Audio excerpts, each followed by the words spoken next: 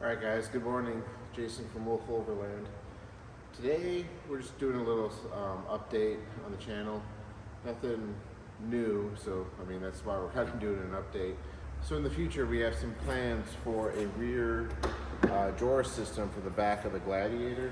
What we're going to do is probably 2 drawers and bring the fridge up. We have the fridge and an alu cab drawer slide now, which has that tilt feature, so we can still get into the alu cab. What else?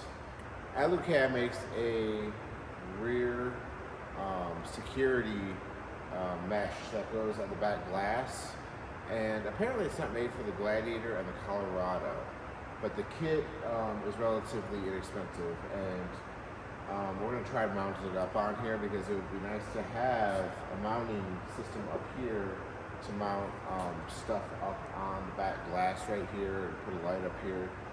This is just a lot of wasted space, so that's the works. We're going to redo kind of the rear back of the Gladiator. That's in the works. As for trips coming up, we're going to go to the Outer Banks, and we're also going to go to Clayton, Georgia. So the front of the Jeep, we warrantied out the yellow ones we had on, the yellow lights, and got a little bit bigger ones. These are 9-inch, and these ones I bought with a better warranty off of Amazon compared to eBay. So we're gonna try these. I know it's typically buy once, cry once when it comes to lights, because I've had 0 issues out of the Baja Designs. If you saw my Florida video, I had bigger yellow lights up here, and they filled with water with all those water crossings. But yet I haven't had any issues out of the Bajas. So we plan with going with the AEV front bumper down the line here. So I don't want to spend, good money on some good lights and then, not use them. So in the long run, this works perfectly fine. We still want to go with the alu cab, the new 3.1 tent with the 270 awning. We're going to put the awning on the other 270 awning on the other side. We're going to put the shower cube here. We're going to mount the shovel up under on this side, and the ladder goes right here, obviously, or we can put the ladder on the back. What else? The Weeboost Ateno, we shortened it. We took it apart and shortened it because I'm tired of hitting it on everything. So still really good performance out of that. AEV, we're gonna do a deal with them with their remote reservoir shocks. So look for a video on that soon, comparing both of the shocks. Blue Ridge Overland, this is their cook kit.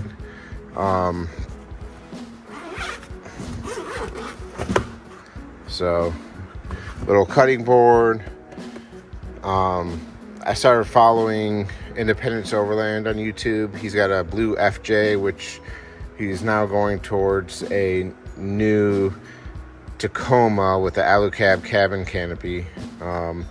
But this was a great idea that he had that I went with. But we have little spice jars in here, cleaning stuff, cutting board, all your kitchen stuff. And we're gonna kind of redo it in here, because with the drawer system that we're gonna do, I gotta kind of play with the compressor. I'm probably gonna move the fridge over on this side, and I haven't yet decided if we're gonna drop this, because kind of want to go with a dual battery setup, so we'll lose some of that stuff. Just tinkering around, waiting for the next trip, I guess. We'll have it dialed in before we go do something big like Colorado. What else do we do? Anything new? The ARB air compressor, it ended up being a fuse. The main fuse that I had off the battery wasn't enough amperage, and it was slowly acting like a resistor and just dropping everything. I gotta clean up back here, guys. So, throw that with the tools. I cut a piece of wood to put back here, and this has helped tremendously with these boxes moving around. It basically locks everything into place. So this is a 1x3 or whatever. I had to cut the length to fit in the track system. This goes in, and then these things lock into place so they're not sliding back and forth on turns. I would mitigate that normally with that that little toilet that I use. I would jam in here, but it would still move quite a bit. This has locked everything in. I haven't had issues with the boxes moving. I got a new switch for the ARB compressor, but I'm still gonna play around with that.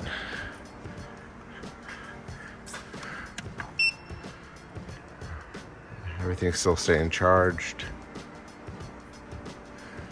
So today we're gonna clean up the back end a little bit and get it ready.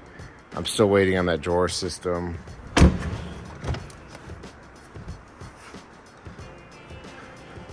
Oh, Anvil Overland, they're sending us a new tablet mount. It's in the mail. It's supposed to quiet it up, so we're gonna test that. We have a pedal commander. So it just bolts up right, or you unplug the gas pedal switch right there, and then you'll plug in the harness, and everything is just plug and play. So it just tees in, no cutting wires, you just unplug one connector. And then I kind of wrapped it up under here, and I keep it in here. So my impressions of it is, I like it, but I don't know if I would spend the money on it again. So I drive around in city mode with the sensitivity on 4.